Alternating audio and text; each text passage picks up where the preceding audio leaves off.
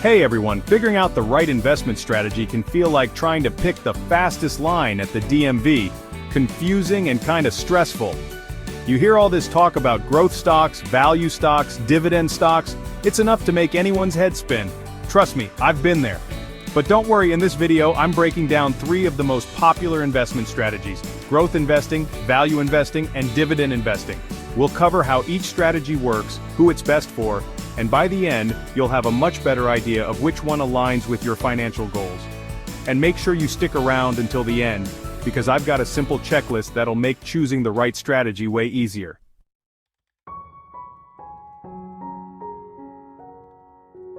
Alright, let's kick things off with growth investing, arguably the most exciting of the bunch. Think of growth investing as hitching a ride on a rocket ship. It's all about finding companies with massive potential for rapid expansion. These are companies like Tesla, revolutionizing the electric vehicle market, Amazon, dominating e-commerce and cloud computing, or Nvidia, powering the future of artificial intelligence. Growth companies prioritize reinvesting profits back into the business to fuel innovation and capture market share. They're all about scaling up fast, even if it means sacrificing short-term profits for long-term dominance. Now, the main draw of growth investing? The potential for astronomical returns. I mean, just look at Amazon or Tesla. Early investors have seen their money multiply exponentially. Growth stocks are like the cool kids in high school. They're trendy, they're exciting, and everyone wants a piece of the action. This makes them ideal for long-term investors with a higher risk tolerance. Plus, you're often investing in companies at the forefront of innovation, developing groundbreaking technologies and disrupting entire industries. It's like having a front-row seat to the future. But hold your horses. Before you go all in on growth stocks, remember, there's no such thing as a free lunch. Growth investing comes with its own set of risks. First off, these stocks can be expensive. Since everyone's expecting explosive growth, you'll often pay a premium for the privilege of owning a piece of the pie.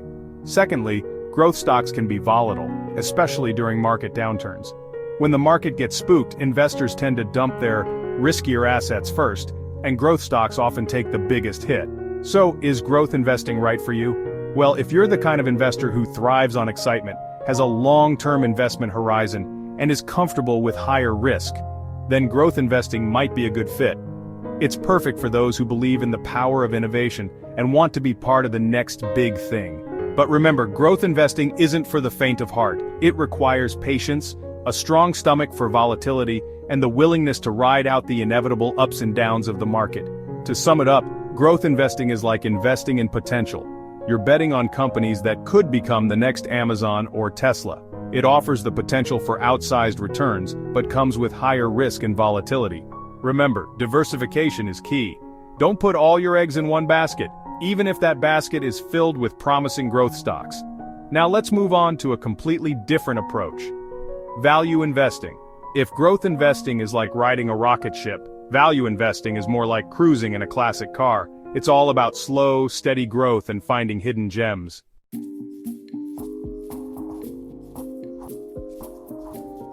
Alright, let's switch gears and talk about value investing, a strategy championed by none other than the Oracle of Omaha himself, Warren Buffett. Value investing is all about finding those diamonds in the rough, those undervalued companies that the market has overlooked or misjudged. It's like finding a $100 bill on the sidewalk. It's just waiting for someone savvy enough to scoop it up. Value investors believe that the market doesn't always accurately price a company's true worth. They look for stocks trading below their intrinsic value, meaning they're priced lower than their actual financial performance and future potential would suggest. Now, you might be wondering, why would a company be undervalued in the first place? Well, there are a bunch of reasons. It could be due to temporary bad news, industry headwinds, or simply because the market is caught up in the hype of other more glamorous stocks. Value investors see these situations as opportunities. They believe that over time, the market will eventually recognize the true value of these companies, leading to a rise in their stock price. One of the biggest advantages of value investing is its focus on lower risk compared to growth investing. Since you're buying companies with proven track records and strong fundamentals, you're less exposed to the volatility often associated with high-growth unproven companies. Value stocks are like the reliable, steady Eddie friend. They might not be the life of the party, but they'll always be there for you. They offer a sense of stability and predictability that can be very appealing, especially during turbulent market conditions. However, value investing isn't without its drawbacks. One of the main criticisms is that it can be, well, a bit boring. You're not going to see those meteoric rises in stock prices that you might get with growth stocks. It's more of a slow and steady wins the race approach. Another potential downside is that it can take time, sometimes a long time, for the market to recognize the true value of a stock. This means you need to be patient and willing to hold on to your investments for the long haul, even if they don't perform as well as you'd hoped in the short term. So, who is value investing best suited for? If you're a patient investor who prioritizes stability, prefers a more conservative approach, and is comfortable waiting for the market to catch up to your insights, then value investing might be right up your alley. It's ideal for those who believe in the power of thorough research, financial analysis, and identifying those hidden gems that everyone else has overlooked.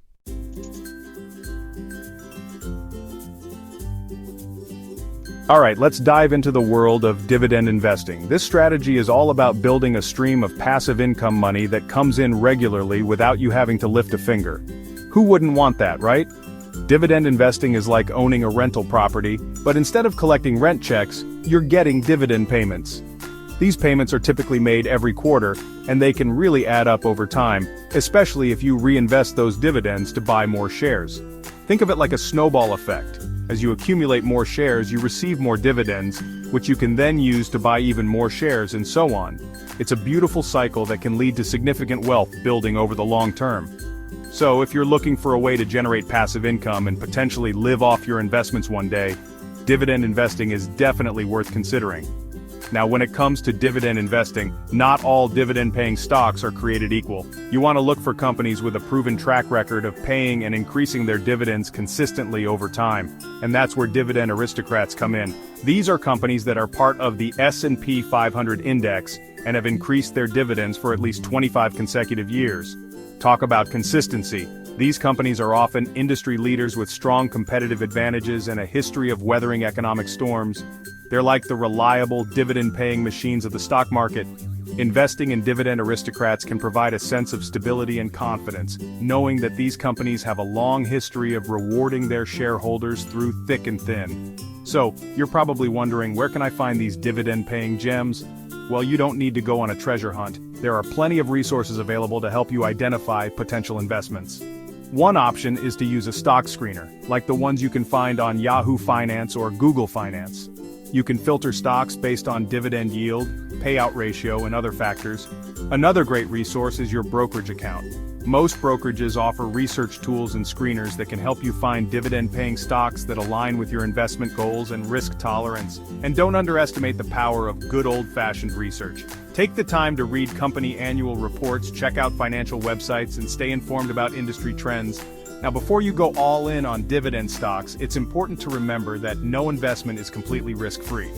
Dividend investing comes with its own set of considerations.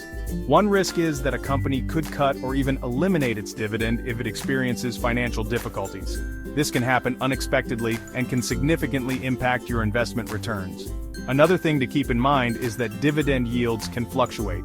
If a stock's price goes up, its dividend yield goes down, and vice versa. So, it's essential to look beyond just the dividend yield and consider the company's overall financial health and growth prospects. Remember, diversification is key. Don't put all your eggs in one basket, or in this case, one dividend stock. Spread your investments across different sectors and industries to mitigate risk. Dividend investing can be a fantastic strategy for generating passive income and building long-term wealth. But it's not for everyone. If you're someone who prioritizes stability, consistent income, and has a long-term investment horizon, then dividend investing might be right up your alley. However, if you're looking for high growth potential and are comfortable with more volatility, then growth investing might be a better fit. Ultimately, the best investment strategy for you depends on your individual financial goals, risk tolerance, and time horizon.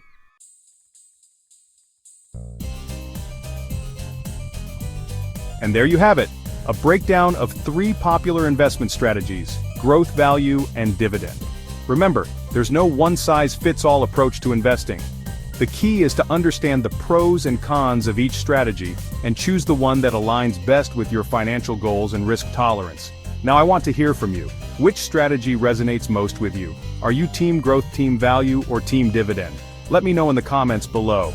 And if you found this video helpful, don't forget to hit that like button, subscribe to the channel for more investing insights, and turn on notifications so you don't miss any future videos. Until next time.